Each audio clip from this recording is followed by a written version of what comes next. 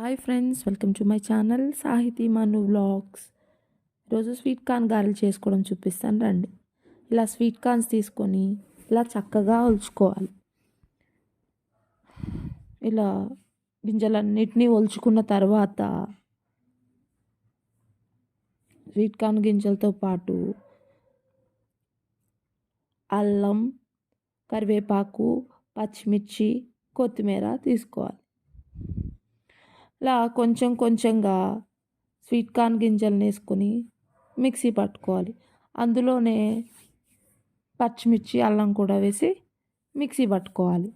ఇలా మిక్సీ పట్టుకున్న పిండిలో ఉప్పు, జీలకర్ర, కొంచెం గోధుమ పిండి వేసి కలుపుకోవాలి.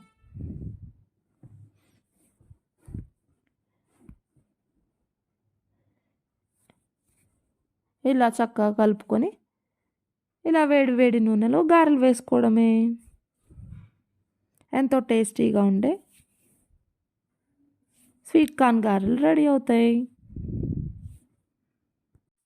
అంతే, ఇలా చక్కగా స్వీట్ కార్న్ గారెలు చేసుకొని టేస్ట్ చేయండి.